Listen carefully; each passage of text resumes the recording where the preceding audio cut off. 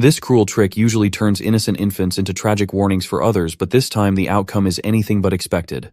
The children watching are left in stunned silence.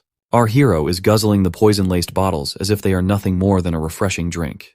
Each time he finishes one, he looks to the creeped-out saint candidates for more. He goes beyond simply drinking the poison. He terrorizes the saint candidates by hurling empty bottles at them, pushing them to the brink of tears. The children stand frozen in disbelief as their own peers terrorized by the tyrannical baby. Their whispers grow frantic as they try to make sense of the madness. He isn't even breaking a sweat after chugging an entire bottle spiked with diarrhea meds. One by one, their spirits crumble, realizing that not a single drop of poison has managed to faze the almighty baby. Amidst the growing despair, Shuri, the family's treasured heir, finds the whole thing utterly humiliating. The family's pride is rendered utterly powerless against a baby. His frustration boils over, and he suddenly snatches the bottle from our hero's grasp, demanding to know if he is really that thirsty. But instead of more poison, he hands over a bottle of clean water. Yet the almighty baby is unimpressed. Poison is what fuels him, and plain water is of no use.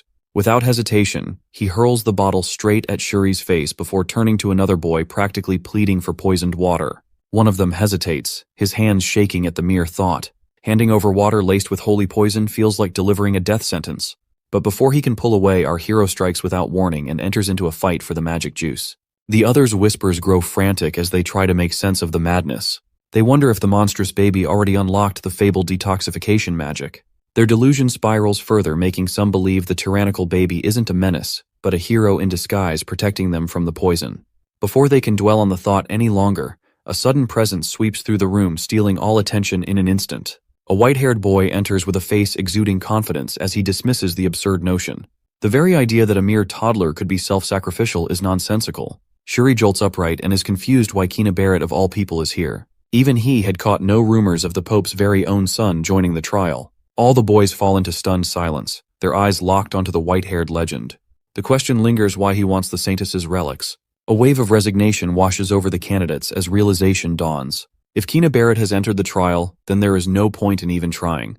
Unamused, our hero eyes the pompous boy as practically destined to become the saint, though something feels off. Every Barrett is born with hair the color of dung, so the sight of this one's snow white makes him wonder if it's bleached.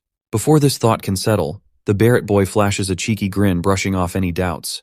With unwavering confidence, he claims that his participation is perfectly justified. Since the Pope reigns over all, even the Saintess's relic storage ultimately belongs to his family. His laughter rings through the room, carrying the arrogance of someone who sees himself as untouchable. To him, this is merely reclaiming what is rightfully his. Sipping his water, our smug baby watches the display with amusement over the boy's giant ego. Yet underneath all that bravado lies something genuinely impressive. He is rather surprised to discover Kina's immense holy power reserves that surpass the bishop by a landslide. With a dramatic flair, Kina goes on to condemn everyone's behavior, shaming them for the sheer disrespect of poisoning their own host. When he asks what tormenting a baby achieves, all the runts fall into silence. As our hero steps forward, he hears the claim that the poor baby can't detoxify poison. Rather, the Saintess's miraculous power saves him. My guy wonders if they're all born with a lack of common sense. The golden boy, eager to play the role of the gracious savior, casts his detoxifying spell. He steals the attention of all the candidates with his advanced magic. But our hero has had enough of watching this spoiled kid show off. With a swift motion, he drives his tiny fist right into Kina's face. One of the boys gasps in surprise, noticing Kina's holy power vanishes in an instant. The Barrett boy stands there in shock, unable to comprehend what just happened. Our hero slips from his grasp, leaving the wunderkind thinking how a toddler managed to nullify his magic. For a brief moment, the boy starts to wonder if someone might actually be stronger than him. Watching our smug baby crawl away, Kina curses under his breath. Not fond of the rich kid's stare, our almighty baby fires back with a death glare and readies himself to bash his head in. Before he can strike, Shuri throws himself into the chaos, determined to keep Isaac from ruining his reputation any further. The Barrett boy lingers with a scornful gaze while everyone else trembles at the thought of how the Pope's family might retaliate for the attack. Pinned down by Shuri's full weight, our hero finds himself unable to land another hit on the Pope's smug son. Deciding that fighting a baby is beneath him, Kina turns away with an air of arrogance. He tosses out a parting remark, wishing our boy luck and challenging him to at least make an effort to restore his family's reputation. The tyrannical toddler fights the urge to explode with rage, though most of his restraint comes from the simple fact that he's still trapped in Shuri's grip. With one final smug piece of advice, Kina arrogantly declares that he will claim the highest treasure, the Skeleton King's body. After all, a puny Joshua runt can't even get close to it. Even Shuri is fed up with the flashy nuisance, but our hero isn't satisfied.